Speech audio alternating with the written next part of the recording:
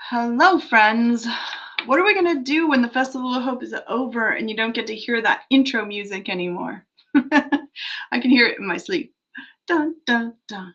Anyways, hello. Happy Monday to all of you. Welcome back to the Festival of Hope. This week, our theme is, well, the holiday we're exploring or tradition we're exploring is Winter Solstice, and which actually happens on December 21st. As you know, we're very flexible here at the Festival of Hope. We want to make sure that we get all of the various traditions and rituals in. So sometimes that means, hi, Wendy. Sometimes that means celebrating them early or honoring them early, making sure we're aware of when they're happening, but also exploring some of the cool, parts of each one of the traditions that we've dove that we've dived into. There we go. It's Monday. So let's talk about winter solstice for a minute. First of all, I was reading about it, and it's when the sun reaches the Tropic of Capricorn. And I am a Capricorn. So I felt like, oh, winter solstice for me. Also, something interesting about winter solstice is that there are different solstices on different sides of the earth. So depending on which pole you're at. And this year in 2020, tell me if this does not sound completely appropriate, we'll be marking two winter solstices instead of a winter solstice and a summer solstice, because I was in Australia for the summer solstice here when it happened here in the US. And because Australia is on the other side of the world, they were marking the winter solstice at that time. So for our Australian friends, this is going to be actually your summer solstice. But for those of us who are on this other side of the world here in the United States, we're marking winter solstice and sort of exploring what that means. And really, many of you probably have heard that this is the December 21st will be the shortest day and the longest night. And one of the celebrations is called Yule. You might be thinking of the Yule log if you're celebrating Christmas. The Yule celebration was also honoring winter solstice and celebrating the goddess Moon.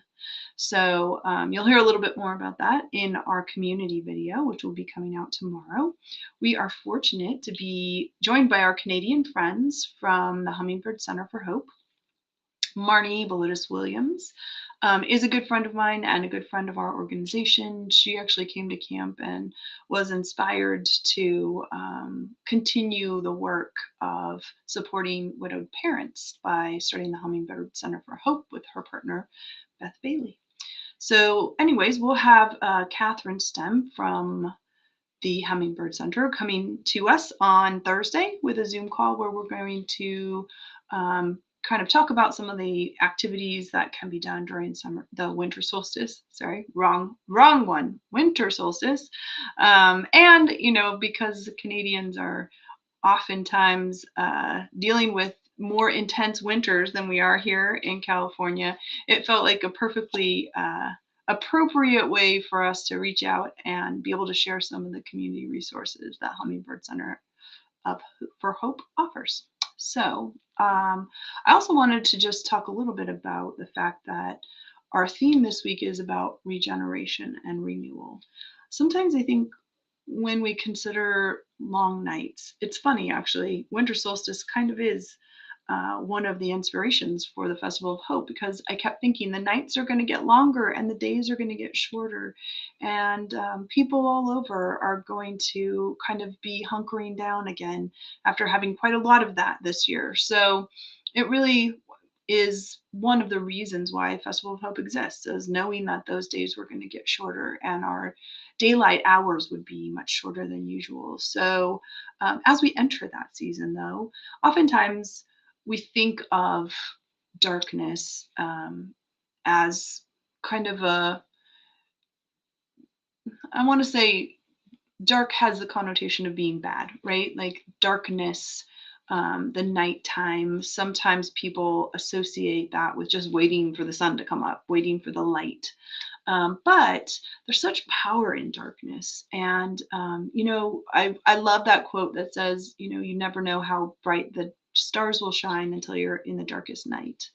And so, if any of you have a vision of, being in a place that doesn't have a lot of light pollution, for us here in California, it would be our mountains, and walking out into that super crisp air and looking into the sky and seeing these bright lights that are the stars that you can never see when you're in the cities, with all the light pollution that exists there. But when you're standing on top of a mountain in the crispness and being able to see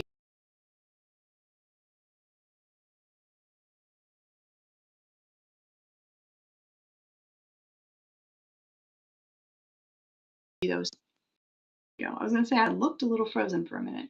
So I just want to hold that vision when we think of winter solstice, of stepping out into crisp air in a really, really dark night and being able to see the stars. And for those of us who are grieving losses, especially at this time of year, oftentimes we'll imagine our loved ones as stars kind of looking down on us, and it's a way of kind of staying connected.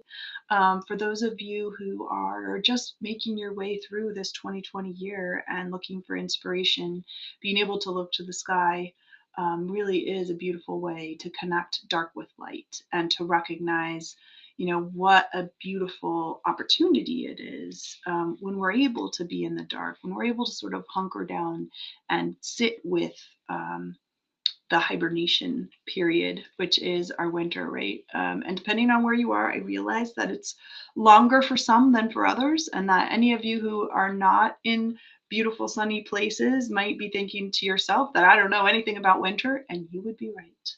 I definitely do not. But I do know about darkness, and many of us know about darkness, even our own emotional darkness, our lifetime experiences that have brought darkness.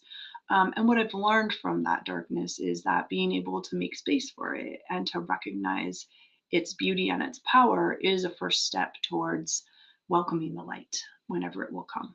So that's the energy I'd love for us to take into this week of winter solstice. We're going to learn more about the rituals around winter solstice, the meaning of winter solstice. But before we do, I thought for today, I want to share a really special gift I got. So I would like to introduce you to my Inukshuk. And isn't it perfect for winter solstice? It's gorgeous. It looks like it's made out of frozen pieces of ice. Oh, it's so beautiful. But let me tell you a little bit about Inukshuk, because the description that came with it is so beautiful, and I think it's a great way to wrap up today's conversation, and also some great energy to take into the week with us. So here we go. Inukshuk is a stone monument erected in the image of humans. One of its purposes was to serve as direction markers in the harsh and desolate Arctic. It was a tool of survival and a symbol of unselfish acts of the Inuit people.